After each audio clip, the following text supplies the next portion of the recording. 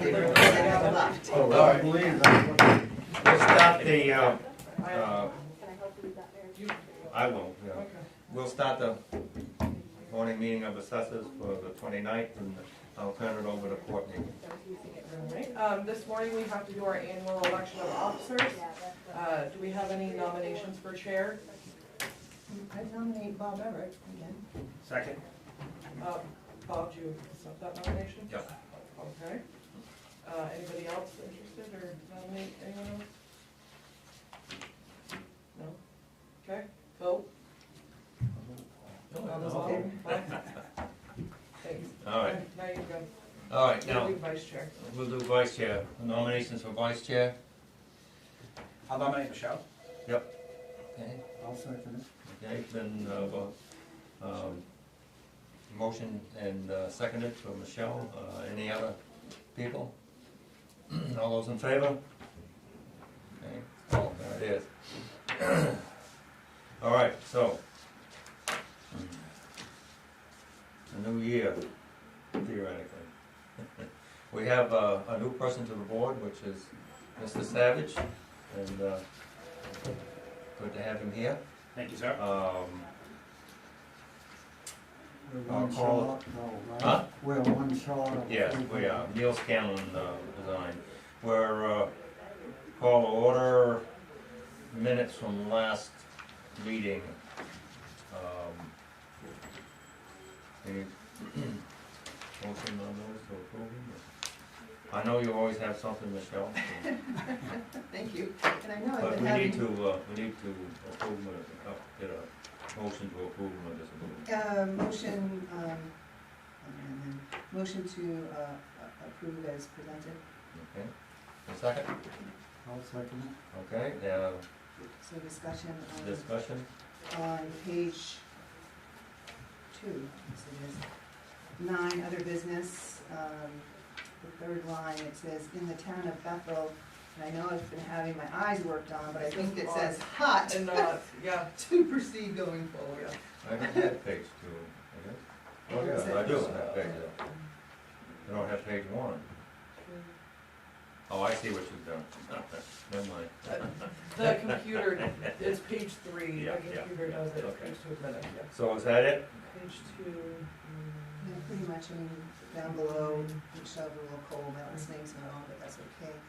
I'm okay with that. Okay, do we have a motion to approve as amended? So move. Second? I'll second it. So we have a motion to approve as amended. All those in favor? I'm not gonna vote because I Correct. wasn't at that meeting. All those Okay. opposed? Okay, approved amended.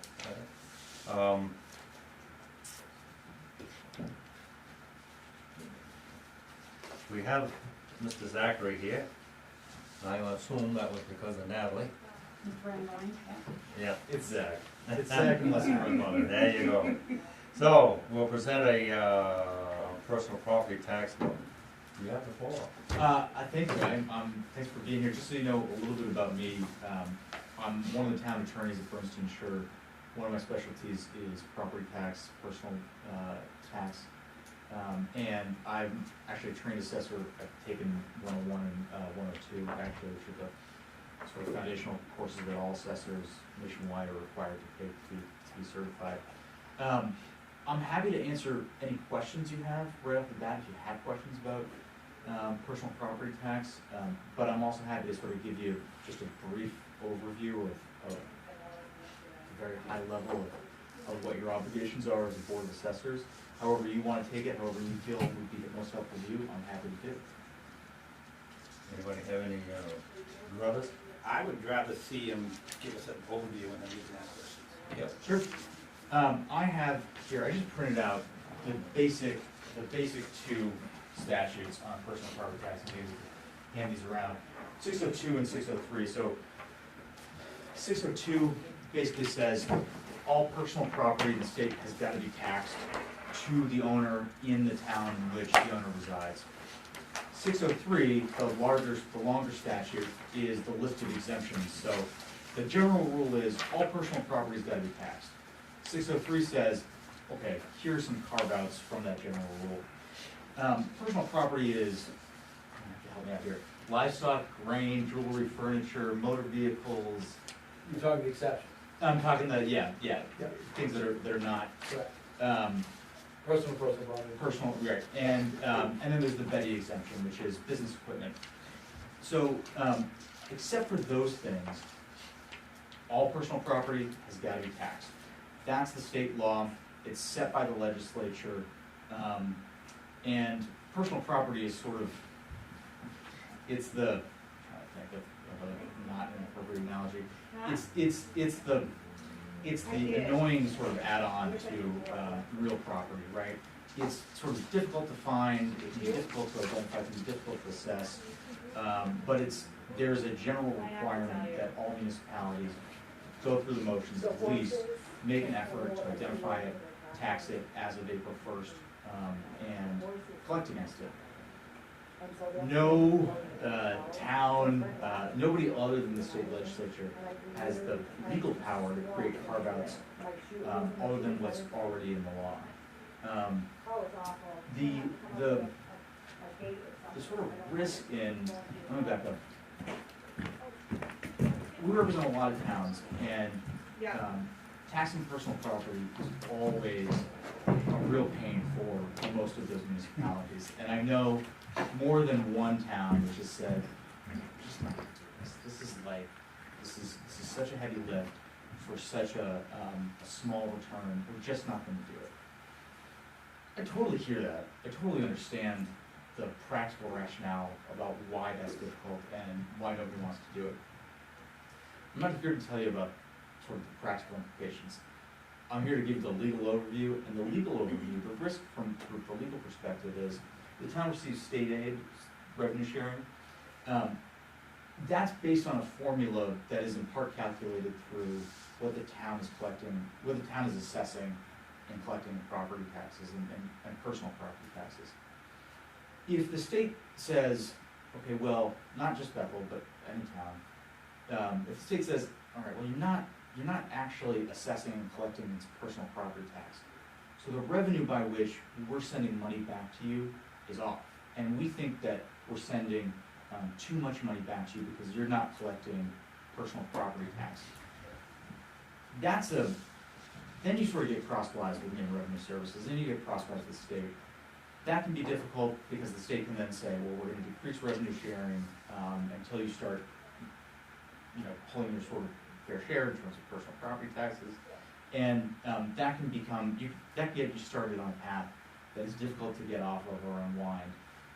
I have heard of that happening once before in another municipality. That town eventually did start assessing personal property.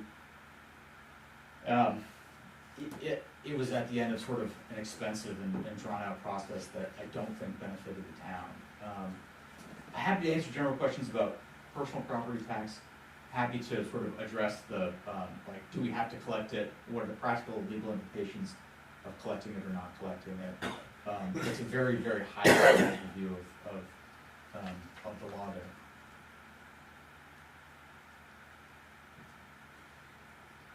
So you've only heard of one town so far that's had an issue. In the last few years. Could you explain that Betty exception? Yeah, so I don't often work with the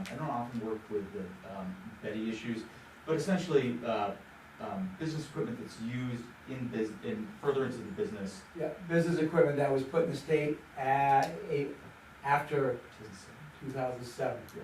Certain items, not furniture, machinery, equipment, those sort of items, the tax can be forgiven on those items if you, being the business owner, apply every year for that forgiveness. We get a list of all the assets, we assess it, we exempt it, and we petition the state to give half of our taxes back. It does as a have reimbursement. Yeah, it does have to be assessed first, and the owner has to apply for the exemption. So there is even with Betty, the general rule is it's still taxable property. It is an exemption that the owner can claim after an application. 50%, up to 50% back. So does the business get 100% relief on that? Correct. Yes. And the state will reimburse the town At least- 50% of the 50. value, at least Yeah. 50% of the Yeah. value. So is that, we'll use Hancock lumber, for instance, you know, they got all these machines down there, right? Is that an instance where it's machinery? So what about somebody that's got like a lawnmower, that's their machinery? No. An excavator, so it's basically just manufacturing machinery. Well, if I may, Yeah. Hancock lumber, yes, all of their machinery is new enough to qualify for Betty, Mm-hmm. so they get the full exemption. If your business was a landscaper, yes, you would get Betty on your tractors and everything else you have there. But your own personal Right. implements, no, they're not taxable anyway. You're not using it, if they're not employed in trade, they're not taxable, just under what was taken out of the law years and years ago. We try to, it's horrible to call it a personal property, it's really business equipment is what it is. Yeah, it's gonna be used in furtherance of your business. So, I take my company, for instance, an excavator. I mean, my front end loaders are registered, but an excavator or a tractor, is that business equipment? Yes, yeah. That's eligible for the Betty exemption. So really, it sounds to me like this is gonna hit the homeowner more than it's gonna hit the businesses. No. No, not the Betty, but I'm saying this tax, because if you're in a business, we have a lot of landscapers in town, right? There must be a dozen landscapers that probably have, you know, 4 $10,000 tractor lawnmowers. These lawnmowers are ridiculous. But it sounds to me like those would be exempted. They were new enough. Yeah. Well, yeah, I mean, most stuff that's around is. So it sounds to me like the homeowner that's got a $10,000 lawnmower, which is not hard to get a $10,000 lawnmower, they're paying. No, No. the homeowner, if it's not part of your business, if you choose to have a nice lawn and you choose to buy a $10,000 lawnmower just to keep it up, but it's not, that's not part of your business, it's not taxable. Yeah.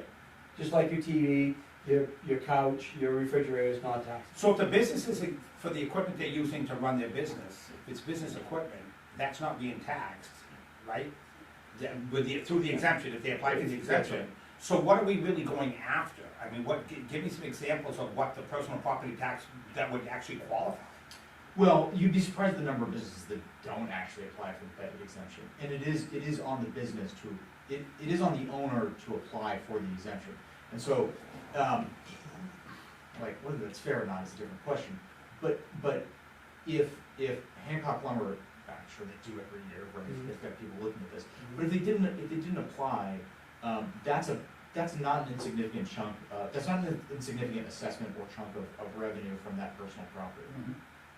And it's more than that. My example would be Hammond Lumber. I worked in Belgrade. Hammond Lumber's got a retail store there. Anything retail related is not Betty exempt.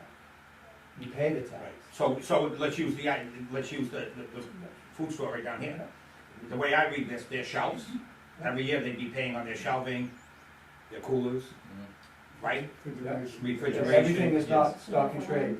Right, so you'd be looking at, we'd go to the Bethel Inn, for instance, and basically all their kitchen equipment, things like that. All the furniture in the room. Even though they're manufacturing in the kitchen, I mean, you know, making food, but. Yeah, that's the way the law says. But it seems strange that that exemption is hitting those retail stores and not the rest. You see, it's. There's another exemption for them as well.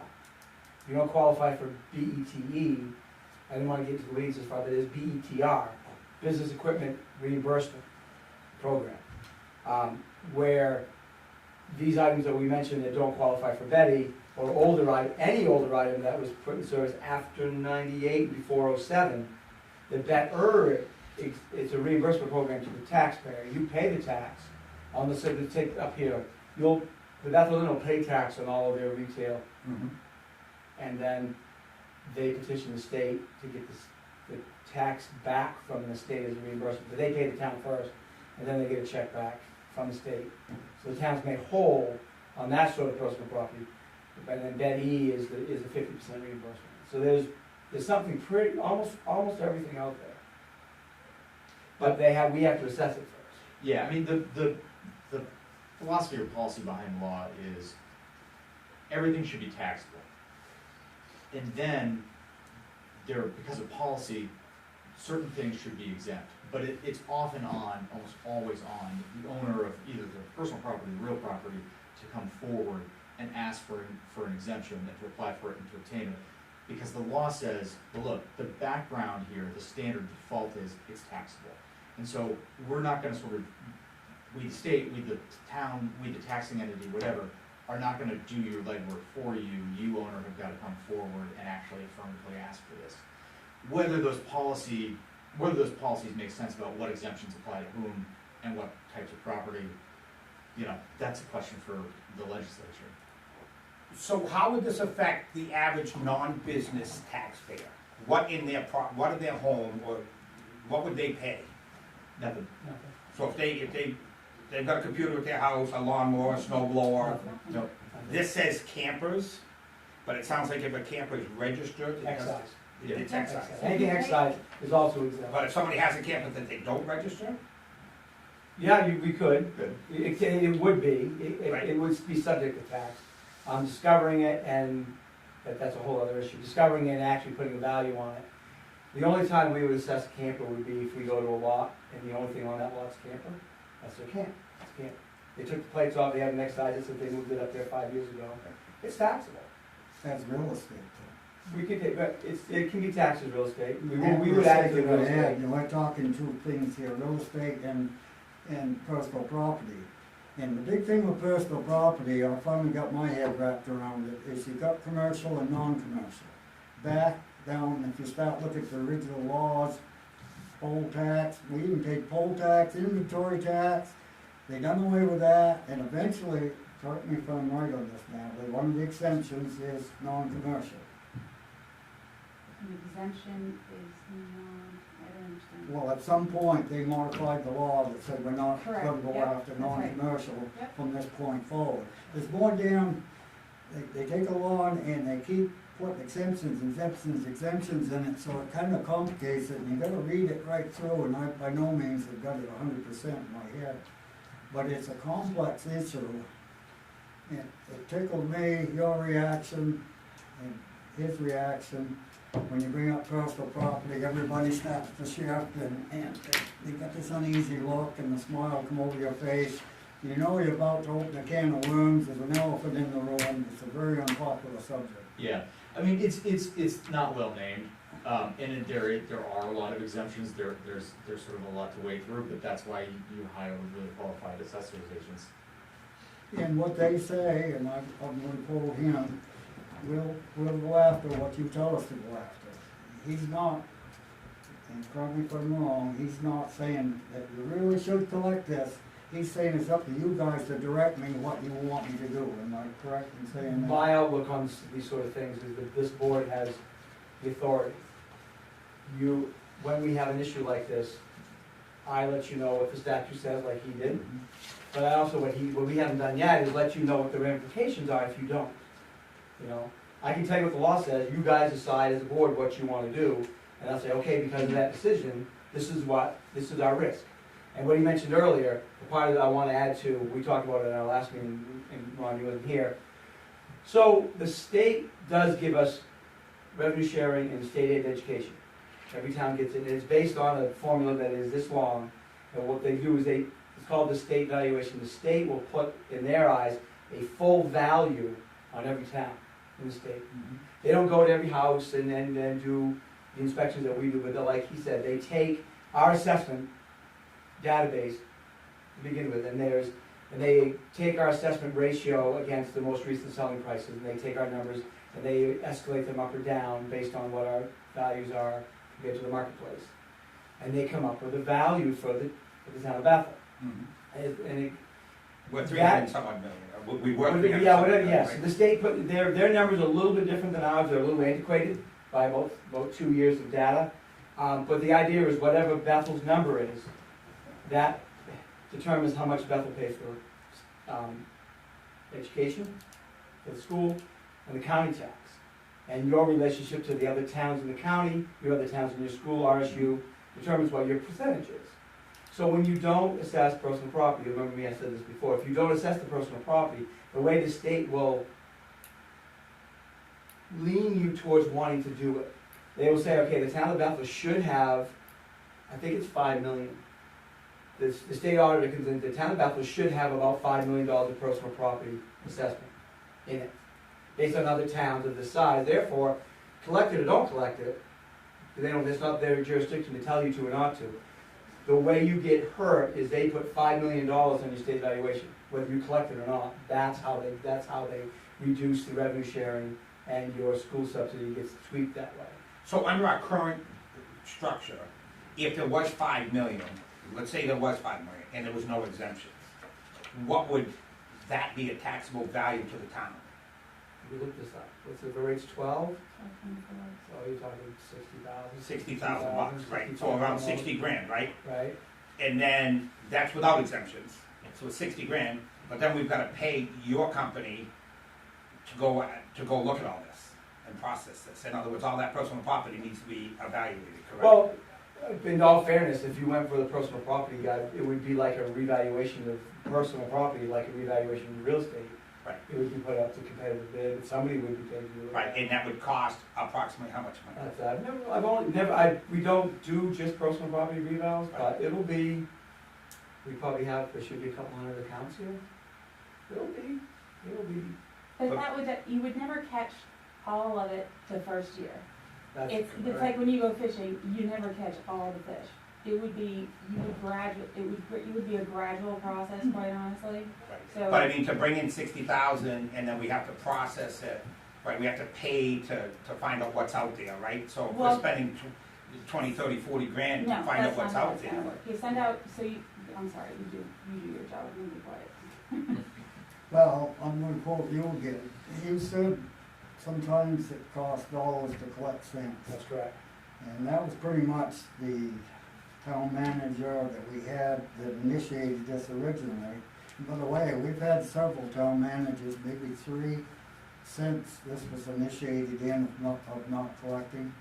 Well, we do collect it, but we. We do, Yeah, but yeah. that's, $1 million threshold. hopefully that's clear, that But it's the not that we point- don't pay Yeah. it, we do pay it. The point I Your wanted to account. make was I asked Mr. Van Tynen, who was the guy that was ahead of him that retired, how many complaints have we had by doing what we're doing?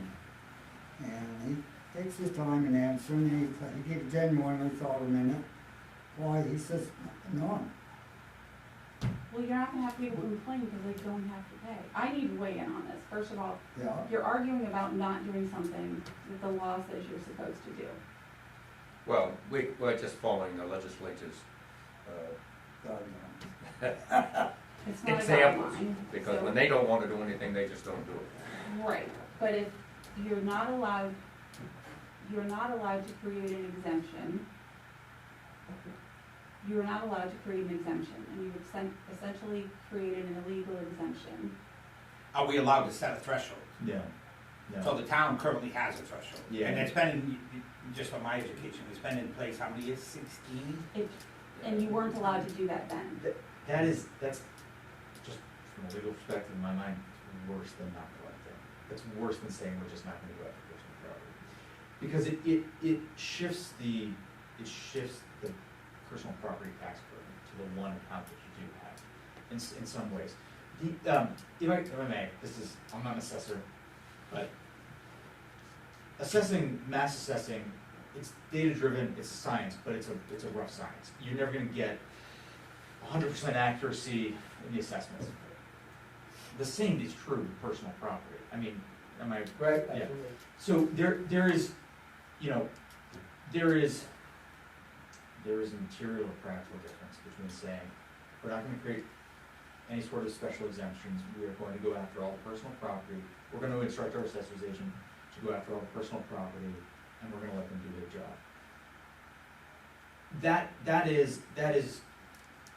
That doesn't mean that, everyone in town who has eligible personal property is going to be identified or taxed at the accurate amount.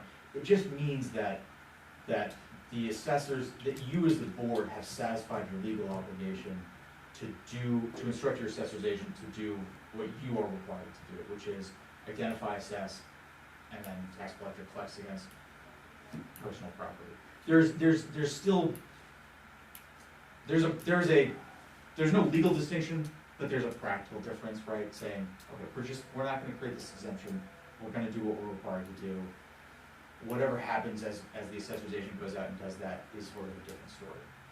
But it sounds to me like the Betty and the DETR are reimbursements from the state, so if I'm looking at it from the state level, and the town's saying, hey, we're gonna charge them, and they're gonna send all these waivers in and request money back, so the state's sitting there with an incentive for a town like ours saying, hey, we're not giving them any money, right? We're not sending that money back, because that's state money, not town money, that's coming back for the majority, right? For the majority of them, it's state money coming back this way, so what's the incentive for the state to push us is, hey, it's gonna cost us money to pay their personal property reimbursement. And what's the timeline on getting your money back on Betty? It's not immediate, It's not staggered, it's better is staggered to the taxpayer. That E, you calculate, you'll see when we do the mill rate calculation in a couple months, that E reimbursement amount is on your calculation. We confirm that amount when we do the MVR by November 1st, and the state will reimburse us before the end of the fiscal year, right? There's no deadline for that. Homestead's got a deadline to it. So we'll see it in our budget year. So that's a stagger. In our budget year. I we'll thought get it was longer than that. BETR, if the taxpayer pays a tax in 2020, they file for the BETR reimbursement by the end of 21. So that's a year stagger there. But for us, we get it back in this town in the same calendar year, fiscal year. See, this is definitely anti-business. I mean, the guy at the lawnmower, the bakery, it discourages people that want to go into business, really. If they can say, you know, I got a lawnmower, I'm not gonna set up an LLC or nothing, I'm just gonna work under the table. I mean, you pay sales tax on this stuff when you buy it, in most cases. I believe that maybe Hancock buy what they manufacture, get out of sales tax on some stuff. But basically, if we go out and buy a lawnmower or excavator, I believe that we have to pay sales tax. Mm-hmm. And here's the other thing, he may have a couple leased excavators that he leases from, say, Chadwick Bay Ross in Portland. All right, who pays on that? Chadwick Bay Ross, right? Right? But they gotta come forward, They do. and you're not gonna pay on it, you say, I don't He know. pays on it every month. And you might say, I ain't even working it in Bethel, I'm working it in New Hampshire somewhere. There's a lot of things that make it complicated as far as collection goes, my point. I don't disagree. I'm here to tell you, the exemption, the sort of special carve out or the threshold, right, the $1 million threshold is, I don't mean this in a moral sense, it just means in a legal sense. Legally, technically, it's discriminatory, because you're only taxing, right? I have fought and lost in real property context, not personal property, but I've fought and lost a tax discrimination case. It cost the town many, many tens of thousands of dollars, and that is not a good spot to be in. Rather than just sort of not collecting, saying, well, okay, we're not gonna assess personal property tax, the issue with the exemption is it could get the AG's office their attention, and like MRS finds out about this, MRS says, look, the town's got this discriminatory illegal threshold, like AG's office, and they've got tax attorneys in the AG's office, they may say, look, what's going on here? We wanna gather information, we wanna do an investigation. Even if it doesn't result in a lawsuit, it's unnecessary expense, time, money, attention from you all and from the town, defending something that I will come in, if that happens, I'll come in and tell you, like, we gotta fold, because there's no defense and you shouldn't pay me to defend a bad situation. What do we collect from Hancock? What kind of money are we talking about, approximately? Directly from Hancock, I believe there's a small amount of taxable there, but the vast majority of their assessment is Betty. It was probably 4 million of Betty, 4.5 million Betty, does that sound right? You don't Yeah. collect that, that's what's assessed. That's what's assessed, and we with this $1 million threshold, the first $1 million of their assessment is also forgiven. I think I would guess maybe $300,000 of assessment is actually a tax that they pay. Everything else is either under that threshold or. So it's 36, so basically that meant it's generating $3,600 to the town, approximately. And I would like to point out that the 706 days, so the request for other companies to provide a list so that the town would know what their assessment is, has not been sent out during all this time either. So you don't know what Cross's assessed value is. You don't know what the Bethel Inn's assessed value is. You don't know what other larger companies in town, what their assessed value is. Courtney's been keeping the ones that have been sent in, which by the way, should have been kept for 6 years and up until now have been thrown away every year. And was it Spectrum came in at how much? Just, I mean, It's over $1 million usually. over, that you weren't collecting on. I mean, the folder is, The only thing about the $5 million that the state puts on there, that is a total It's guess. wild guess. And by the Because way, they've not done any inventory. That could be challenged by, in 2007, the last time that you did send out 706As, your personal property assessed value was over $10 million. How much was collected? It doesn't, how much was collected? You said assessed, but that doesn't mean anything, how much was brought in? a lot of it wasn't collected. I That's know right. for a fact. But the legal obligation is to assess. Because when you don't do it, so is the tax collector. The tax collector is charged with collecting personal and real. So then the tax collector can do the tax collector's job. If I could ask you, how many towns do you guys do? 72. How many towns don't charge? At all? Maybe 10%. We've got some other ones that do some very, very unusual policy. Could you- I'm not even gonna suggest because it's just horrible. No. Yeah. So most are collecting, some are not. Most are. And some are not. Yeah. Some of these small towns, I know selectmen, I ask them the same question and they get that uneasy smile on their face and, well, we make an attempt at it, it seems to be the answer, and if you wanna give us a list, we'll take it.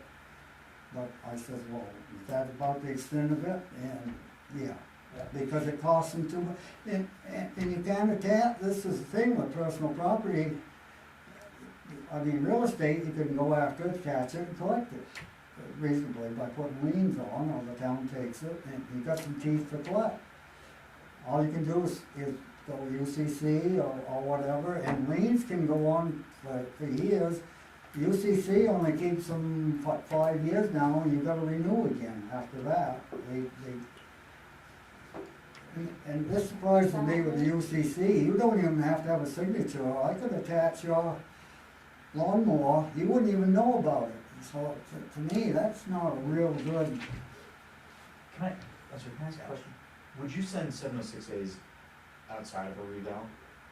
Would you, like, is there an extra cost for you all doing that to? It depends on how much work we get with the town. We just did this whole thing in Newry this year, because of their policy over there. I prepared the letters, they sent them out, and I processed them as I could. It was seamless there. But what I was gonna say earlier, with some of those towns we have, is if there's a big fish in that town, like the mountain, you can't ignore everything. You know what I mean? Then you can't. So most of the small towns that have a big fish or two, they're gonna make a better effort to collect personal property tax from everybody. Because you don't want that one taxpayer to be the one to say, hey, wait a minute here. So it's every town's a little different, but they all know they're supposed to. Can we, just two suggestions, like, you haven't asked me, but I'm gonna offer my recommendation. There's two. First is a practical one, which is you don't know what's out there in terms of personal property. You really, there's no data on it, there's no information on it. We probably have a fairly good some of us Sure. businessmen know the competition, I mean, I've been in this town my whole life except for 4 years in the service. So I have a great idea, like Cross, for instance, I know all his excavators are leased Sure, from different companies. He owns his dump trucks, but he leases his equipment. So there's so many complications, and I agree, we don't know all of it, but there are a ton of complications when you deal with leases. Bobby's correct, with leases and things like that, it's complicated. Yeah, I guess what I'm just saying is, you know, there's no actual data on it, right? Mhm. And setting out the 706As is, I'll put it on the spot, not a super expensive way to get data back about what's out there in terms of personal property. That, you're just gathering actionable information at that point. I would strongly recommend doing that if you haven't done it since 2007. That is a harmless, it's a relatively harmless, not super expensive way to get data into the town office about what's out there in terms of personal property. The other recommendation is just a legal recommendation, which is the $1 million threshold is definitely, in my mind, an issue. That is, that could bring MRS and the AG's office down. Is it Hancock Lumber? Have they raised any issues? As I know, they're real happy with Bethel's arrangement, because they've got a mill in Pittsfield, they've got one in Naples area. They just bought a mill in Madison, New Hampshire, so they've got 4 mills to compare, and this is the biggest mill they've got. But they've reinvested, they put in generators, and they own electricity, they've done a lot of expansion. Beyond that, they felt that they've been used pretty fair over the years, probably more so than other towns. Can I ask you a question? They have a legal claim against the town, whether they care to act on it or whether they're aware of it or not. They definitely have a legal claim against the town. What happens with, like, let's use the food line down here, right? They got all their shelving, they buy shelving, they write it off over 10 years, let's say, or whatever, they have their account, write it down. They're carrying zero value on the shelving, right? How do we deal with something like that? If they've already written it off, they own it, it's been written off in their books, it's still taxable as personal property? Correct. We have a depreciation schedule we use on all assets, and what we consider, if something is fully depreciated, we still carry some value on it, because it has value in use. It's sitting there on the shelves. It may not be a brand new gondola, but it has value in in day-to-day business. So we will have something on it. Just because they write it off for income tax purposes, we'll keep a value on it. So what you're saying, there's always a minimum There's always some value Yeah. to everything that is used in business. Right. Even if it's 20 or 30 years old, this is what burns me. You If pay it's tax access- on it, you kept it forever, you wrote it off in the business, but, something 20 years old, and they still want to tax it, I mean, it's unfair. Basically. Yeah, but you could always take a 30-year-old business, piece of equipment, and take a loan out against it, and start writing that off again. I know people that have done that. They've taken a piece of equipment. As far as income taxes and stuff, Yeah. but that won't help you on, Question, Ron brought up a good point. It's gonna take $1 to get a nickel. If you collect it, what are the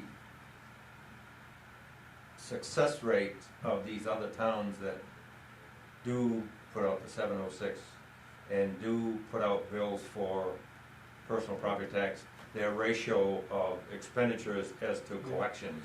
Well, I mean, at the end of the day, there's so many big fish out there in some of these towns, you don't see, you're gonna get the return on the money that you spend to have your agent collect it. But when you're looking at this asset and the value of that depreciated down to $400, that's when you start to go, I know what the statute says. Do you really wanna send out a bill for $400 of value? You're gonna generate a $2.12 tax. That's the stuff that I'm talking about. But in mass, you add them all up, yes, it does pay for itself. But we have thresholds. I'll have thresholds in towns to say anything under $1,000 in total assessed value, we just won't send a bill because it's that one item we feel is too small to deal with.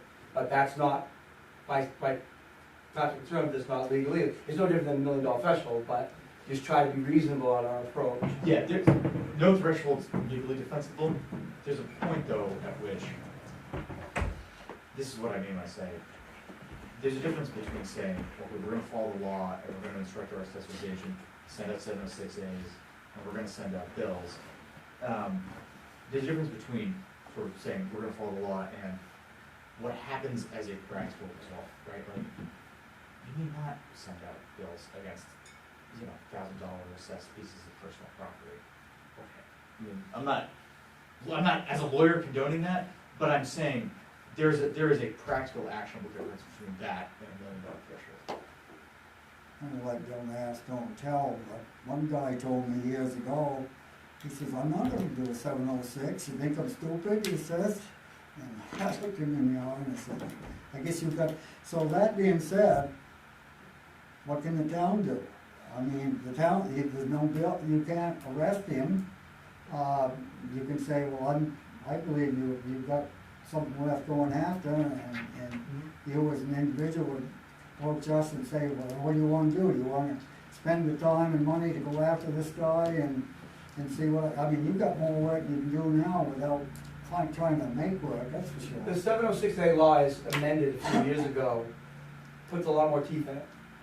Before, you could only send it out as April 1st, and if you didn't get a response, there was no deal. Now, with the new 706A, we can send it out at any time of year, give specific instructions on what we want, and if it's not responded upon in 30 days, there's no appeal. We can put, I don't want to sound crass, we can put whatever number we want on it, and there's no recourse of appeal because he did not send back a 706A. The only problem with that is every 706A has to be certified. So talking about all the consent side of things, we're doing it in Newry now. They sent out the 706As, we got a fairly decent response, and we've got a list of offenders. They're gonna get another round with the same verbiage and the bottom part of the statute that says how if you don't respond in 30 days, you cannot appeal, and that goes out certified. We should hear from everybody. But that's one way of doing it, the people just snub your nose at our request. I know there's some issues in there, I know from a personal friend of mine that there's some issues with valuation from way back, or equipment that may not be running, you know, and then all of a sudden, you know, the snow machine trails shut off, you know, the access to the trails are shut off. Yeah. So, you know, there is a lot of negative stuff that goes along with this, with people saying, you know, they're trying to hit me for stuff that's 30 years old without a motor. Yeah. You know, I know that's happening, and I'm not saying right or wrong, whether a motor makes a difference or not, but, you know, somebody's got something in the scrap pile, you know, like I've got older excavators that I keep for parts for my newer excavators. You know, it's not a working piece of machinery, but it's a parts machine. So, you know, I could see some issues like that happening in town, so it is pitting, I know in Newry some, it is pitting neighbor against neighbor. Not that that's right, but it is causing other problems. Well, parts of that's full too on the shelf for your business. But, you know, one thing that I wasn't aware of, but I can see that even if we put out the 706As, and, I don't know if I can put this correctly, and a company says they have a certain amount of dollar value of equipment,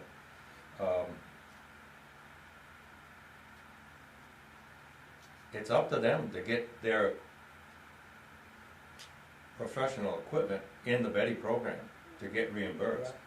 The 706A So does have. it would be like you, Ron, if you received a 706 and you listed your equipment that is not excised, you had a certain dollar value that you had to pay the town, but what you really should be doing is applying for your Betty, your BETE and your BETR to get reimbursed, and if you don't do that, then it's your problem, not anybody else's problem. So what I'm seeing, what I'm kind of like listening to, yes, there's a personal property tax, but it's not quite as drastic as what I thought because of the reimbursement programs, if they're taken advantage of.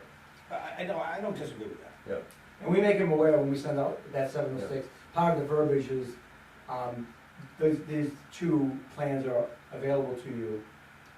Here's the link come and see me, we'll explain to you what needs to be done to take advantage of these programs. Can I just say, people might not respond to 706As, they may not pay their personal property tax assessments.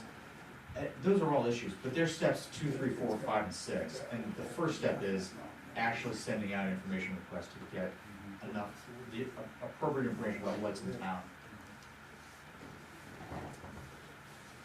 All right, I think we beat this to death right over. We've been 45 minutes on it. My big concern is just, right, are we going through the motions, and are we gonna make, you know, is the town gonna end up making $4,000 after we pay this, pay all the fees, right? Are we gonna end up making $4 or $5,000? Are we, like I said, are we spending dollars to chase pennies? That's my biggest concern. I do have a concern with $1 million, I always have with the Chad one, I mean, with what used to be Chad one, now Hancock. I've always had a concern with just building the big guy, but I'd like to do some more research on it. Well, one of the things is we won't know until we initiate something, regardless of what we do for research, because you don't know who's gonna pay and who's not gonna pay. I can remember as a selectman years ago, we had a number of personal property accounts. You'd see them every year in your town report. They didn't pay the personal property, didn't pay the personal property, didn't pay the personal property. Finally, the selectman wrote it off. I mean, it was like, There's a difference between assessing and collecting, right? Have an obligation to assess. At some point with the collection, you can make a practical choice. It's not worth it. I'm not gonna send out bills to people with $1,000 pieces of personal property that are assessed $1,000, because it's pennies on the dollar that we're gonna get back. But the obligation to assess, I mean, that's legally, there can be no debate about that. I'm sorry. That's an obligation of all towns, whether they follow it or not. But I'm here in front of you now, and I'm just saying, that's the job.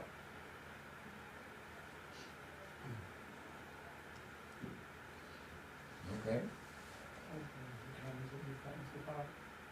Most of those have appreciated value on them. Maybe for the next time the board meets, you have something for dollars. You know, say, just the stuff that's come through our office, because we get, the national companies, the leasing companies, cable company, these entities that deal with all estates, they declare every year. So they- And we get a they stack know about this thick, and they usually, if we were assessing the personal property fully, they usually reach out to us, what's your depreciation schedule that you use for your assets, we give it to them, and they will send us a list with our depreciation on there, and what would be a taxable value. Maybe it would be a good idea if, because we have a lot of time to deal with this, we have to make a decision today, you know, with commitment to worry about and everything else. we do or do not. We do not have to make a decision today, in my opinion, because we will not be doing anything to implement it for this commitment, way too early. Next commitment, thoughts. But just to show you what we're talking about, like, yeah, 'cause that $5 million is just a guess from the state. If we just start with what's declared to us every year, it's depreciated, we'll just run a list to say what we have on the books without us even knocking on the first door is gonna be X. Because all the lease equipment, like your competition that those leased excavators, I guarantee it's in that, it's right in there. It's in there with what, and then they'll tell you what the original cost was, and they have a depreciation if we don't use, right? Just give you an idea if we're talking about an extra $5 million or an extra $20 million. Just don't know that. So are you talking pipelines, CMP? CMP by statute, well, by the Constitution, is land. We have to assess a CMP power line by land. Real estate is land. That's, because they don't want to, I think it's a collection issue, because you can lien it if it's land, it's hard to lien it if it's personal property. So we do get personal, if there was any pipeline. Just when, if you could check with Mr. Van Tynen, because we did ask him the question of, well, how did we come up with that number that we put in for the personal property? And there was some, The $5 million, you mean? yeah. That's yeah. something that the state does. But he had, No, the million exemption you need, don't you? I'm not sure, but when we asked him the question of like what sort of, you know, how does the number come up that he puts in? He did have some rhyme to the reason, even though it was very broad brush, that they looked at other similar towns. Yep. So if you wouldn't mind checking with him to see what that, that rhyme to the reason was. Sure. Absolutely. the other thing that we haven't talked about is the cost of just sending 706s. This stabilization for program that the state is working on, I read in the paper that the town administration, they figured there was a $5 per application cost just for bookkeeping. That dips into the town budget for your clerks and stuff to take these applications. It costs money to do 706s or to do applications. It's added work, as you know, especially to people that administer that. So, you know, and like you work on billable hours, we'll say, I mean, you're working for an annual salary, so, you know, that all has to be billed, any extra work to you, so right from the start of sending 706s out, you got expense involved, for clerical, and, you know, you could put a dollar figure on it, probably, they finally did for that state program. Courtney's hours were increased this year in the budget. Um, Courtney's hours were increased in assessing this year on the budget. You could be leaving tens of thousands of dollars in tax revenue on the table, though. You just, Well, it should be negative too, if it's costing you dollars to fight pennies. It wouldn't be negative. It's not gonna be. Not en masse, because my blanket statement of taking dollars to collect pennies is a blanket statement, just a general speaking. Here, we're not collecting anything. We're not collecting anything, so anything would be positive. I'm talking about a town that has all the personal property in there, and you get a few little odds and ends pieces, that it's just not worth it. But then you have liens that may go on forever. True, that is Unless you always go a small problem, claims but for it. You know, that costs money and it's not very effective either, the so. best way for the town to be successful in that small claims court is to have the best information on that asset the tax wasn't paid on. If we get a list from a leasing company for an excavator, we've got the excavator, the make, year, model, serial number, everything, so if you're going to go put a UCC lien on that, you're gonna be able to do that with success, because you have all the information. If I just got a return from a taxpayer that said, John Deere tractor, we're gonna have to get some more information. But again, like he said, that's not to push on, that's a collector issue. You know, it doesn't take away our responsibility. You have to earn your money to get collected, that's a fair statement, that's bottom line. Okay, well, we don't have to make a decision today, let's, thank you very much, that's a lot of good information. We'll think about it and we'll address it, like you said. Well, we do commitment in a couple months, we should bring it up again and have another conversation about it then. Yep, we can do that next meeting. And, Even John. yeah. I think I'm wondering Bob just, explained the risk what- really well several what months ago. Now we problems have you, when would are we gonna arise do if next? we did just put out the 706s for an aspect of just seeing what's out there as opposed to any other problem, so. The only challenge is gonna be name, address, information from everybody. It's not like we have a database, we're gonna have to go on, do you need a business permit in this town to run a business? So you'll be able to get it from that, but you're gonna talk about, you know, the grocery store down here, and just obtain the information Yeah, we have victulars. every year, annual We don't- thing. Things of that. We don't have business You- licenses so- for all businesses. So that's gonna be the biggest time challenge, is to get all the information gathered, but. As mentioned, I mean, you can just pull the declarations, with the list from Spectrum and from, I mean, that might be Oh, yeah. like, the lowest cost place to start. You're an attorney, this is contradictory, and it's in a neighboring town, there's a guy got a business in a neighboring town, they're trying to collect personal property on him, but it says personal property shall be taxed to the owner in the place which he resides. Now down here, on the enumeration, this is 603 exemptions, the following personal property must be taxed in the place where it is situated. And then starts to list the stuff that's taxable there. And this is controversial, that's why I'm asking your legal opinion on what, I think you asked two attorneys, you probably would get two different answers on that, right? There's certain types of personal property that are that are gotta be assessed in the trailer, like trailers, for instance, they're assessed where they are, like where they are as of April first, right?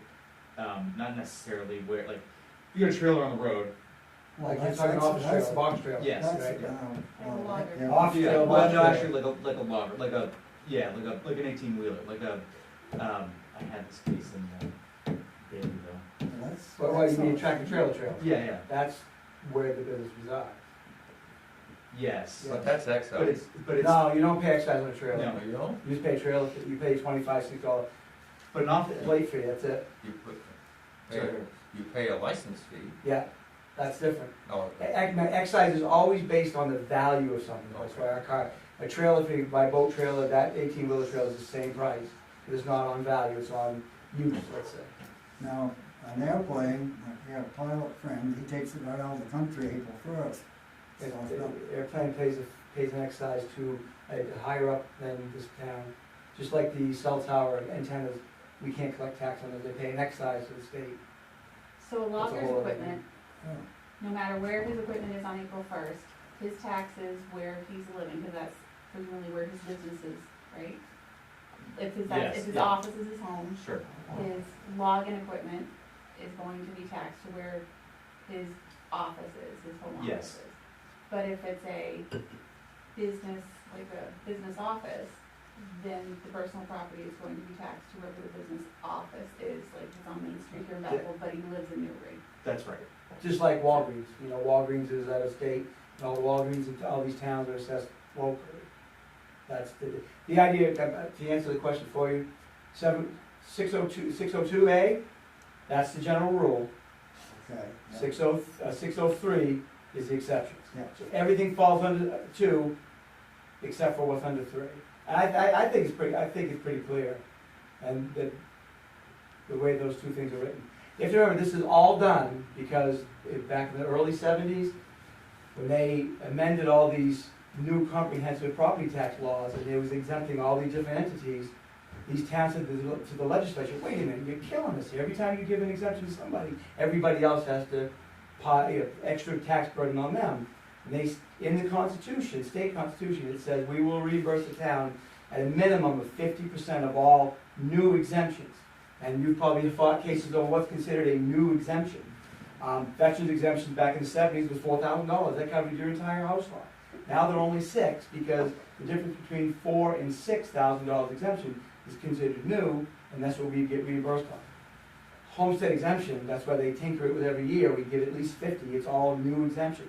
They tried to get away with personal property back in '98 when they started the DETR, and because they wanted to be competitive, the state did against other states to enhance business. But the Constitution fought against that, That's why we get all these ridiculous BETR and BETE. They'll never exempt it fully. And if they do exempt it fully, we still have to go ahead and put a value on it to know what the reimbursement is going to be. So they're trying to get everything towards that bet E at some point. That's what's handcuffed these towns, and that's why you see all these little tinkerings. They just can't say, you can't tax it, because then the state will be on the, it all comes down to paper mills. All these big paper mills, these, Madisons and things like that, they're going, how are we gonna lose all this revenue? So, all right, so they just. What about you take a woodlot and put it in a trust like the Bethel Forest, us individual landowners have gotta make up that tax loss. And if the state ain't reimbursing us for that, you following? You talking going into exemption because of a land trust, or going Yeah, into open space? non-taxable, tax. Non-tax. Anything that's not, well, even your non-taxable in town, we got 501c people that are applying for tax-free status in this town, some every year. And the other taxpayers are gonna make up what's pulled off, but the state ain't reimbursing for any loss. Some of them they do, some of them They they do do, really? some of them they don't, Yeah, yeah. that's good to know. So, and maybe a fair complaint, it's a complaint for the legislature. We definitely have an issue with too much land being taken off the town. Yeah. It's certainly not the only town that. Something, Oh, the yeah. problem is, you got a 2-mile road, you got houses on one side, you got land trust on the other side, the taxpayers are paying for that road with nothing on one side. I mean, A perfectly fair complaint, I hear it all the time, Yeah. but like the personal property issue, it is the law, and we're all obligated to follow it. if we ever saw a map of this town, and I've seen one, if you saw a map of this town, how much is already conserved, you'd be shocked. There is a way now, we talked about this too. Yeah. You can, there's a new, what's the word? Yes, thank you, pilot, payment in lieu of taxes program. The legislature put some more teeth in that now, where you can go to every non-profit, except for state lands and federal land, and ask to enter into a pilot program, payment in lieu of taxes program, where you can agree upon, they're gonna donate so much to the town every year. It's always been there, you can always ask for that. Now, We have that Gould. right, the statute now says, if you don't come up with an agreement or they ignore you, you can forcefully put them on a pilot and do calculations based on the municipal side of your tax bill. Because they are a burden on the roads, burden on the police department. I guess all I'd of rather that. see go after decent entities than the small guy that's trying to scratch out a living, mowing lawns and baking bread, you know? That's, Yeah, but you're saying now that the personal property tax is a burden for the guy that's mowing lawns, but if he's smart, he'll take his equipment and put it underneath the Betty program, and it won't cost him that much. Just well, it's gonna Yeah. cost you more than 50, you get 50%. He doesn't pay It doesn't anything. cost him Yeah, anything. It doesn't cost him anything. Okay. The town gets back 50%. Okay. So he pays nothing up front, and we get 50, at least 50% on the dollar. You sort of, in some ways, leaving free money on the table. Free money on the table that is at no cost to the taxpayer. It's not costing him anything, but the town isn't getting anything, Yeah. because he's not filing.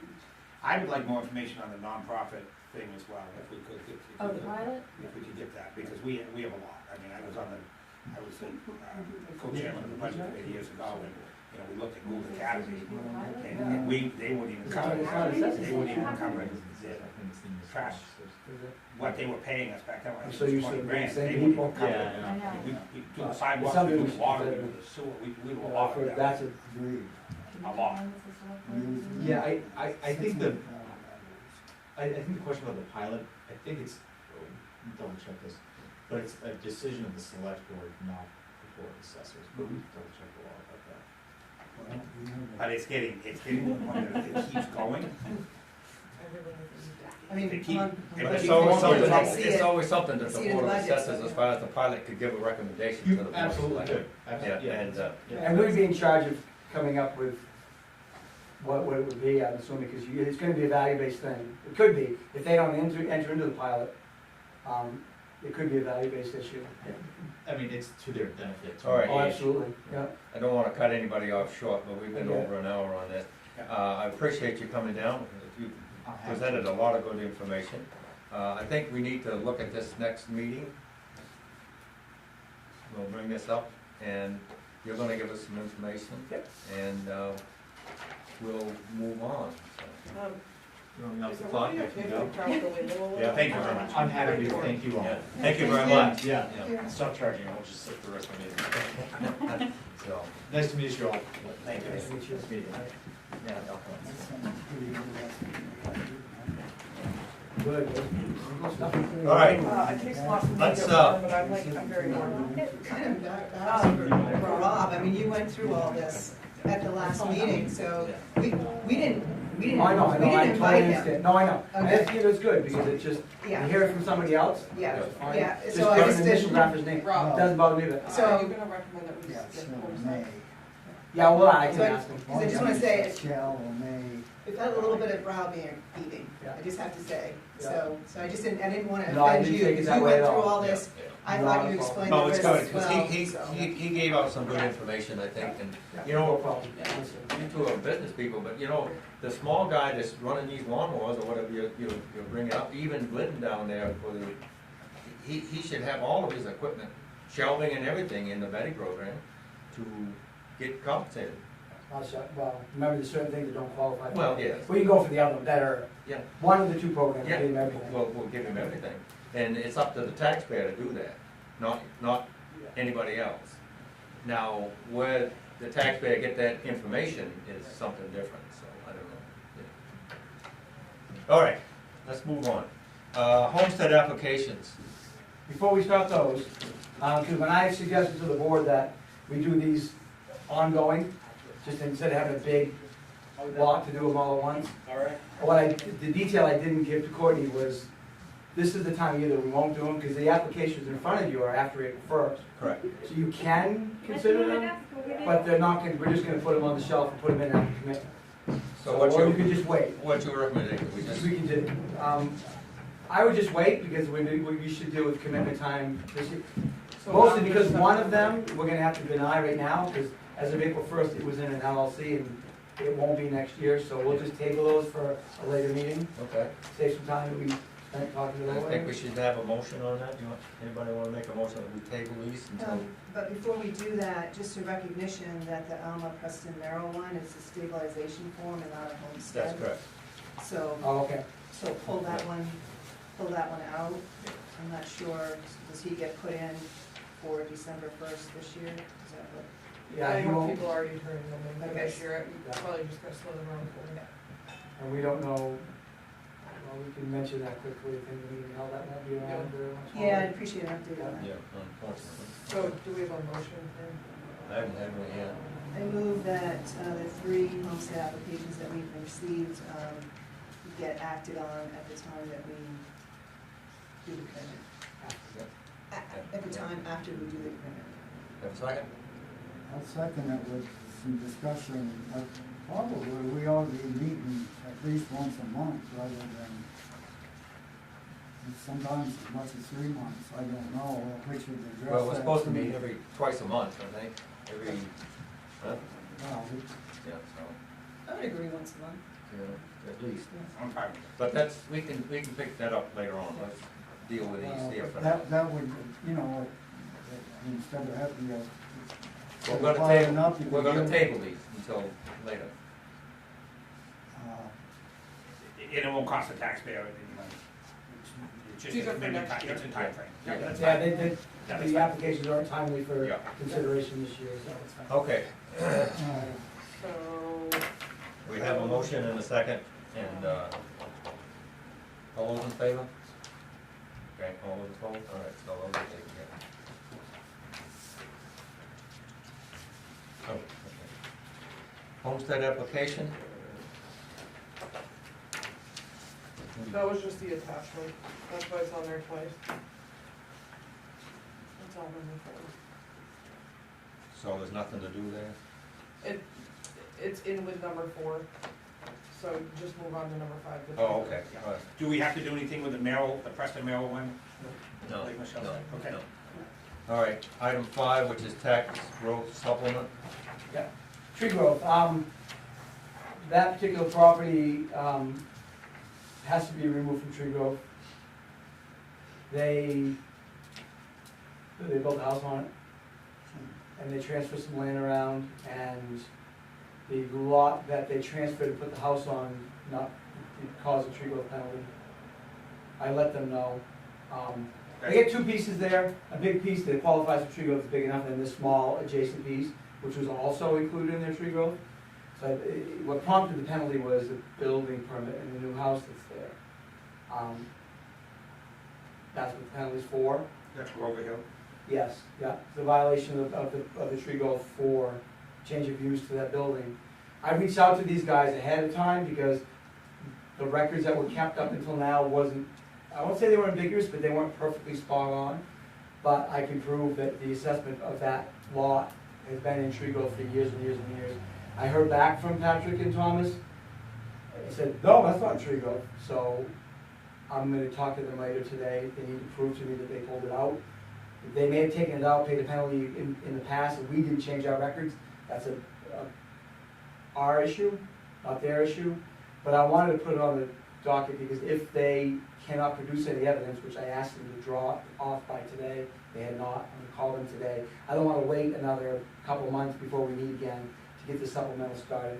Because if he doesn't agree with me and he contests it, we can't start the abatement process. I mean, the abatement process from him until we get something supplemented and committed. Can you look back about 2 years? No, it's a tree growth calculation is based on, penalties based on the difference, yeah. Do you recall the value? I mean, the tax is 7,700. Do you have a rough idea what the value is?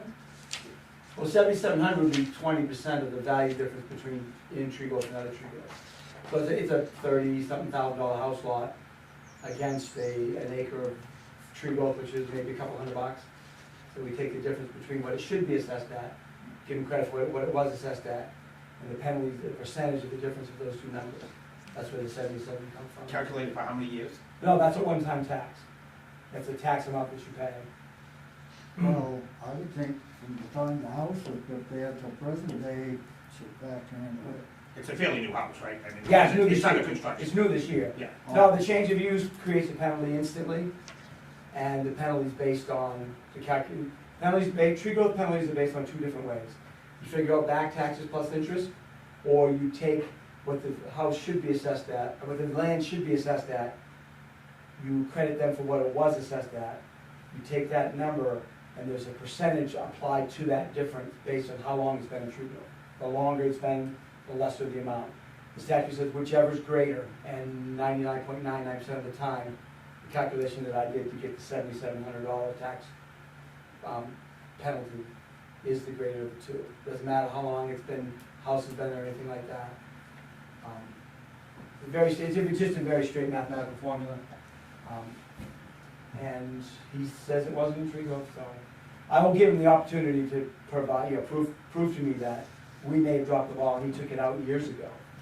I think he's only owned it 3 or 4 years. Yeah, see, I don't think he has a lot of argument there, but I wanted to give him, I always send him a letter before he gets a $7,700 bill, just for good PR, and to see if. So if we vote on this and accept this, and you find that there's an issue, what happens to the fact that we've already voted? At our next meeting, we just debate it. I'll make a motion if that's what you want to try and collect it. Do you need a motion to act on it from the board? Yep. All right. I'll second. I'll make it, all right. Okay, we have a motion and a second So is that, to, I'm like what? sorry. Okay, to act on the supplement tax certificate here for what, 7733.13? Yes. Any discussion? So if we make it conditional, do we have to have that two-step process? If we commit the tax, doesn't have to be, you can't make it conditional. Okay. If you sign the supplemental and we realize that our records were in error, we'll just debate it. Because it's above and beyond So our we're gonna regular sign commitment, so there's no form. harm, no foul. So, I got one question for you. If they had come in up front and asked to take an acre out, And it would be the same. it would be the same amount. Yep. So we're not penalizing it from We, making a we mistake have, and not knowing. no, in this case I did not. We have the right, a failure to notify, we have the option of adding 25% to this number. I rarely do that. He hasn't had the luxury of the advantage of the tree growth tax because I know he hasn't owned it that long. Right, but that's. It used to be Susan. But then they put it in, or even prior to that, the lot itself has had the luxury of the reduced value, that's all that matters. Right. No, so as long as it's not a penalty associated with He- That leaves the remainder of the land of excess of 10 acres. Yes. Yeah, so that's not, can't be put in tree growth. Right. All right, so we have a motion and a second. All those in favor? All those opposed? All right. So that one, we'll have to sign. yeah. Courtney, we have another one here. Nope, you have just an abatement. So it'd be number 6. Okay, tax abatement. Okay, we have a tax abatement here. Yeah, for Rick Savage. For Rick,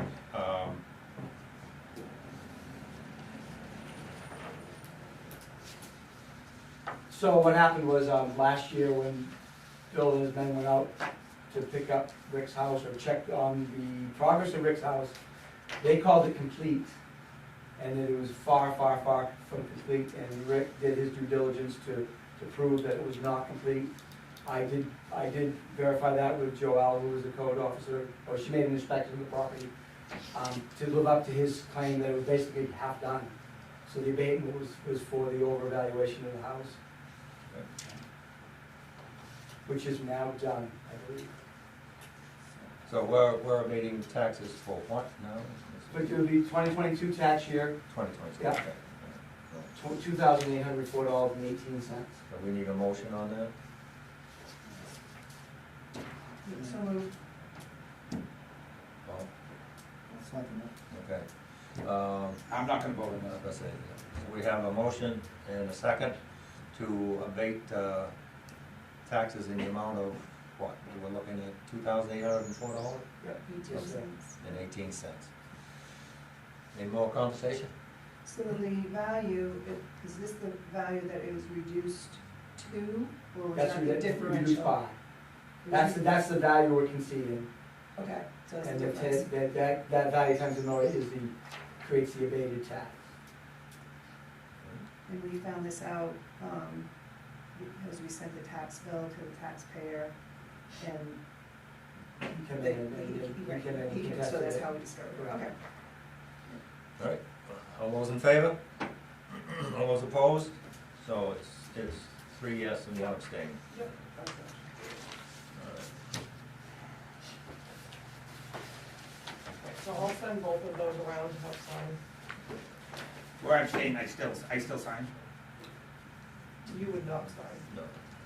Okay, that's fine. Yeah, no, you won't. No, no, totally fine, I So- didn't vote, I just, I'll Both learn. of them are coming around, just make sure you sign the one that says tree growth, because I did still have I the got name you. on the Yeah, no- abatement, no problem. so. Okay, what's number 6 here, attachments or abatement? No, we just did the They're still abatement. in But the 3 out of the 5, well, there. yeah. 3 is perfect, yeah. So what happens going forward, going forward, what happens until you fill that fifth I seat? still need at least 3 people here So for, 3 people, out of the majority of the board, not even the sitting on it, more than just the people sitting here tonight. Correct, yeah. And hopefully somebody will come in super excited to join the board. Can the So we'll have town, a can full the board. selectmen appoint somebody? Yes, that's how it is, selectmen can appoint someone until the next regular election. Even a non-resident? I believe we have to look in our code, I think we asked for assessor, elected official assessor to be, I believe it has to be a resident. I have one Yeah. town, but, they were a non-resident. Do they have people that aren't residents that are One. residents? Yeah. I mean, technically, we do have several property owners who aren't residents. And maybe it could be in their local charter, I'm not sure. I was surprised when I first heard it. I think I looked when I first started, but I don't really remember. Just had to check. Okay. So number 6, abatements, that's the one we just did, right? Okay, review amounts to be raised by taxation for September. Did we get them? Doesn't matter. That's a tax collector question. I think we put it on there, Just- typically we We would did. have them by now, but We I do not not got yet. that. Nope. Okay. All right, set commitment date, we'll just move on. So we move that to the next, well, we'll have more than that information in the next meeting, Yeah. I presume, right?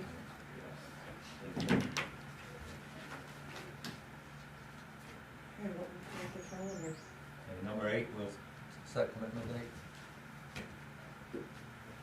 Yeah, What Number 8. time in September? last is the year it usual? was the end of September, and I believe, that it was later than normal. I think Sarah said that typically they try to do it like the middle of September, Okay. I think. Hold on, I can tell you what it was I was last about year. to say, don't It you was have it? September 22nd, 2022. Yes. Cause that was the day I think everybody could meet.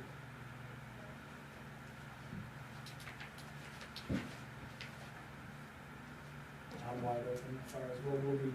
Or if ready we're far going to be before meeting that. every month, I think we should meet every month, yeah. so maybe we should set the next meeting and also set a commitment date, and then we'll just have August, it's not set.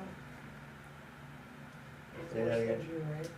So maybe we should set a date for our meeting in July, Okay, and then set a commitment date for September. well, normally we meet, what, the second? Well, we were It's on been Wednesday. a lot. I know, we were supposed to be meeting the second Wednesday of the month, and then we changed that to the second Thursday of the month because of Neil, so, Wednesday. Well, and this is like the last Thursday of the month. Right. I don't think there's really a rhyme or Yeah. reason. I think we need to And move it back. seven. Beg pardon? She said there's no rhyme or reason, but I said we can't set one. Yeah. So, But for me, just, you know, the middle of July, I have obligations. For me, it would be the last week of July, or we can start meeting on a regular basis, starting in August. I really honestly wouldn't have, What day in July, because I think we need to meet again in July. anytime that last week is fine. So do you wanna do Thursday morning would be July 27th? Does Thursday Sure. morning work still for everybody? Maybe give it to you. No, I'm always in town working. No big deal. I'm pretty flexible. I'm not sure right now, because I gotta go see my secretary. I don't think there's anything. So I'll put it tentatively and I'll hear from Bob Yeah, I'm and flexible. then I'll send out, July, Bob gets a reminder somewhere. July 27th, is that what you? Yes. Yeah, at 8 o'clock. 8 a.m. Okay. We could probably start just chatting about budget and tentative no rate thought, and then we can come in all prepared for the meeting on commitment morning, with thoughts about what we wanna use for a rate, you know, just have a couple workshop before commitment. So, So then September for commitment.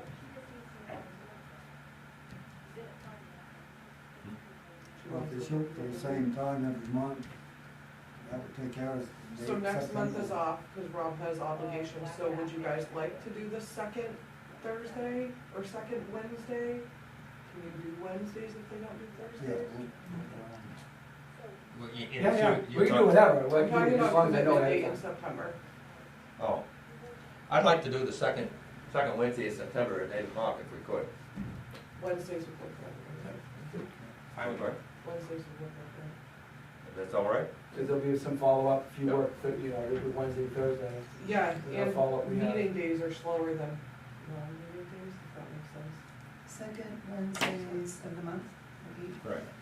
So- starting, So do you wanna start in August then for that? So it would be August 9th, and then commitment date would be September 13th? Is that, I don't know, we meet, I mean, if we met in August and September, I don't think there's anything really to discuss. you mean meet in July and then September? Oh, you either meet in August and September or meet in July and September, I don't think we need to do, I don't think we need 2 meetings before commitment. Well, and we're meeting the end of July too, so that can kind of be a, So whatever, so is that, when did you have the discussion about the pilot discussion going to the board? Of the, I can put that on the agenda for the end of July, we can. Yeah, that'd be nice. If we could get something in the package, we can at least, I'll do some research on that as well. so July 27th tentatively, and then we'll meet again September for 13th. the commitment. September 13th. Yeah. And then that will start our monthly. No, September 13th is when we're gonna meet? Yes. so you're gonna have a discussion about the pilot, the July 27th meeting, and then sending that recommendation to the board Mm-hmm. of selectmen? Yes. And also it's the workshop for you. We'll have some tentative numbers to think about what I know it's gonna do.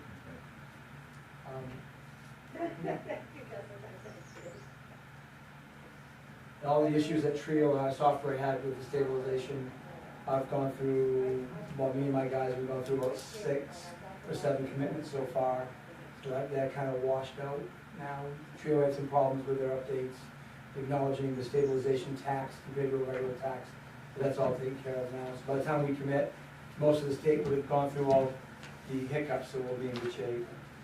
It should be okay State now. reimburse the town for some of their bookkeeping bill. This program is. Well, what you mentioned this morning is the first time I've heard of it. I don't know if you've heard anything before that. There was I don't no know who put the attached. $5 cost on, But it's a mandate. So when we did the homestead exemption, when that started in '98, we were getting $3 an application for years, and then they bumped it down to $1 an application for years. So it doesn't surprise me we'll get something. Bob's right, there was a fiscal note attached to what it would cost. All right, just so that I know that I'm with everybody else. We're meeting the 27th at 8 o'clock, and then we're meeting again September 13th? Yep. Okay, so what's August? Nothing.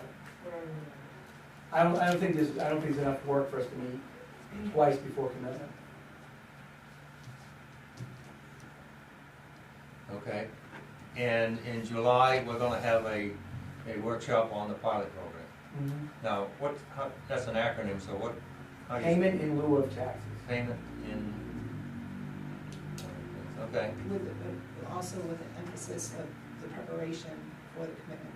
Right. yeah, and, we'll take up this 706A thing again too, also, because of. At one point, Google used to reimburse, well, they made a gift, is what they called it, 10 grand a They year. still do it. They still do, I believe it's at 11,000.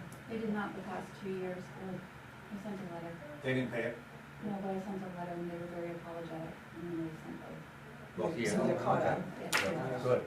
But I think, as far as I'm aware, they're the only nonprofit in town that does it. Correct, and actually the amount that they send is more than what the municipal share could be.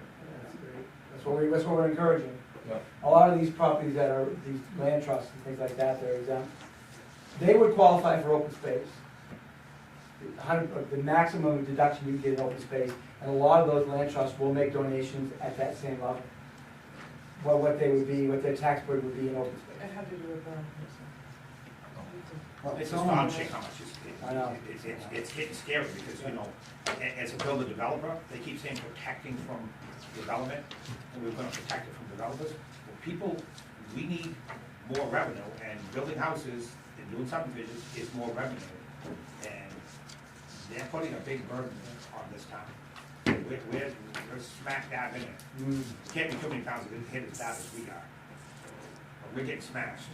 Every time I read the paper, oh, we got another mountain, there was some mountain, they preserve it now, I never even heard the name.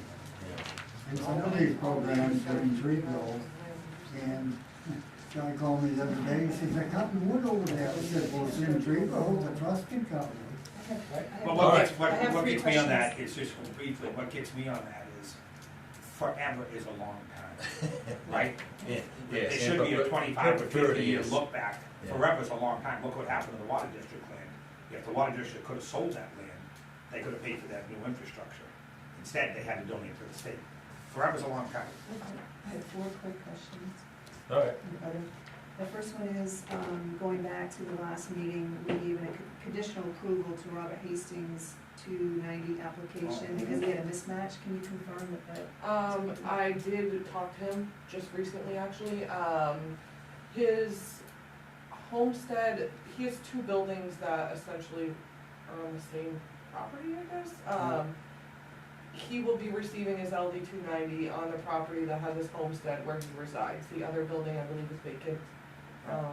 It is under his name though, so that's where the confusion came from. Okay, so Yeah, it's that's clear clear on up, yeah. his application. Okay, great, thank you. And also, Rob had brought up at the last meeting, asking some questions about community concepts, that they may be putting in a tax exempt application. Is there any? No progress with that yet. No progress? I still have it on my to-do list. Okay. And also, Mr. Van Tynen, one of the pieces of information that he shared with us before he left was with regards to the solar installations, and like the one on Walker's Mills Road is, it wasn't complete in 2022, but he said just to remember that it should be complete in 2023, and perhaps there'll be some tax exempt filing there. Yeah, too. we're all, that's all been taken care of. Okay, Yeah. so they have, they put in an They- application? They have, right, so they go, they're Betty until they're online. They get Betty exemption, which they're not supposed to, the state allows it until they're online, then they switch over to the solar exemption. And I switched them over this year, I did the whole cost analysis on the solar. So they're all set for, they switched, they're still exempt, and we just moved it over to the other program, I had to reassess it. And what about the West Bethel installation? That's the one that's still Betty. It's not up, the one's up and running, one's not. I'm getting, I may be confused on which Okay, The place we're one, talking about. I think, the one that's up and running should be the one out in West Bethel. So that's the one we switched over to solar exemption, the REE, renewable energy In exemption. your packet today, I believe there is an exemption for Walker's Mills. I got it in the last couple of weeks. Okay, all right. I'm pretty sure. But I did I'm create a like Betty as well 98% for one sure. that wasn't up and running yet. Do they pay any taxes on the land? Yes. The land is not under the program, that's correct. In fact, we changed the valuation structure of the land. We have many acres of developed, it's roughly developed. It's manicured more than just rear land, so we increased the land value a little bit for that. Well, the value is real high, as I recall, the West Bethel one, because I asked Mr. Van Tynen, could you keep away with that? And he said, yeah, it's already been challenged, and I feel comfortable with the valuation. It was pretty pricey, I It is, thought. they're very expensive. We do all three approaches. We'll use, there's a website that we have, it's called PV Value. You put in all the particulars about it, how big it is, all the information they wanna know about production, output, input, inverter, all of that. And then we put in what a typical per kilowatt rate is. If you were paying, if CMP was buying power from you, there's a certain, like 6.8 cents per kilowatt. So we use that as an income approach. The PV value spits out a value. Bill's put together a spreadsheet, it's a depreciated asset analysis where we take the cost of it, the cost of the installation, take away the federal tax credits that they get, and then apply a physical depreciation on there, which does diminish every year. We just use them to kind of check each other off.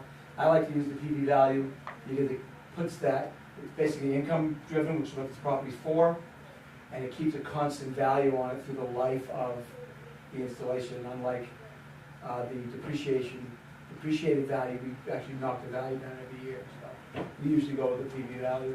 What is the life of those? So they have a 20-year life, 25-year life. So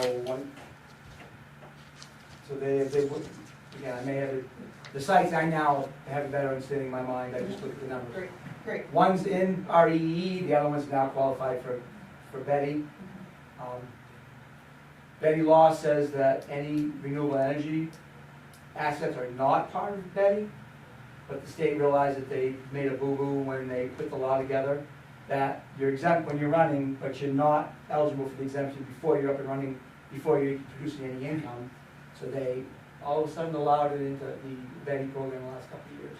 I had to get that verified 3 times before I believed them, but it is true. And the only other thing we have is that that's all for questions. I was just gonna ask about the stabilization Okay. program. I didn't read the article that apparently came in the paper, but it looks like, what's the?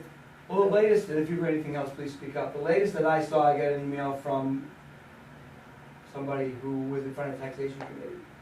And the taxation committee voted 7-2 to accept this. They give them their blessing, it's supposed to go to the legislature, and if they should be adjourning by tomorrow, we should hear. This suggestion was to, sundown of that program is after April 1st of this year. It will be done, gone. All the issues with it. And it's like a $30 million bill to the town, to the state, anticipating what the towns are gonna get for reimbursement on these sort of things. And then we're gonna reimburse us 100% of the gap. I don't know if you're familiar with any of this, the stabilization, so. So basically, at a certain age, your taxes get locked. That's right. And the gap between the locked tax amount and what the tax amount should be this year, the state is picking up that entire difference, which will help us immensely. Again, I've got that 3 times verbal, nothing in writing yet, but we're going with it right now. But sundown on that program, basically after this commitment. They're taking the funds from that program and funneling them towards the tax deferment program, which means if you qualify, the state will pay your taxes for you until you pass, sell, or lose your homestead exemption status, which is a terrible program. Yeah. Because the interest you pay back to the state is on the unpaid tax that's set every year. This year's 8%. But it's out there. We make people aware of it. We may have one person in town that's either on it or thinking about going in it. And the biggest one is the tax fairness credit that used to be the old property tax and rent refund program. They've drastically increased the requirements for being, I think it's like an $80,000 requirement, income requirement, and liquid assets of $100,000. You file for this credit through your state income tax. We assess them like we normally do, they pay their taxes like they normally do, and they'll get relief from income tax. So that's what this is leaning towards. There's a few other LDs out there, but this one seems to have a lot of weight to it. That's the only thing that I've seen. And we should know, like I said, session should end tomorrow. So we should have an answer. There's other ideas out there, but they're talking about a $50,000 homestead exemption for everybody. Reimbursing 85%, never more than 85%. So we get the benefit of the stabilization for 1 year? Correct. That's what it looks like. But that's not official yet, so we're letting everybody know that the program, until it's expired, it's still the same ramifications. But we should hear, like I said, in the next couple of weeks. The biggest problem with them tax relief program, people have told me they can't get through, that even talk to somebody in Augusta. They got a number, they tried different times, it's terribly understaffed, and so it doesn't sound like a very business-like, but let's stay the name for it, I guess. So I'm happy, I mean, it's, from my seat, the stabilization is almost impossible to administer. We don't know, there's I won't go down that road. But if they're gonna put an end to life to it, it's better to do it now. And so the people who stabilize for 1 year, they're gonna get a 2-year tax increase, next tax commitment. It's better than waiting 5 years to get a 6-year tax increase all at once. A lot of people that would have be a hard time paying that increase, so. Oh, I thought we were gonna talk about up in valuation, didn't I read that somewhere on? No. No? So that's off the table now, not that I'm, Well, I think we were gonna have proposals that were going to have, get closer to the 100% certified ratio, but I guess we'll have that next well, I just. That will, I think I can make a recommendation. he's gonna talk about that next meeting. in July when we 27th. Get ready to do our sheet Get there. a commitment. All right, do we have any other business? I got one question. Cemeteries. The town of Bethel voted to take the East Bethel Cemetery over. I understand Riverside's association, that's a separate identity, that's got an administration board. I don't know, if, to begin with, cemeteries taxable, they're tax exempt. They're not tax exempt. Cemeteries and railroad lines are two of the exceptions where they're not subject to taxation locally. It's different than being exempt. They're not subject to local taxation, for whatever, and I don't know what the difference is, but they're not. Anything else? Need a motion to adjourn? Second. Okay, everyone in favor? We are adjourned. Again, apologize, Rob, I did appreciate your presentation at the last meeting on the personal property, and not that it wasn't appreciated, just Thank you, Ron. seemed to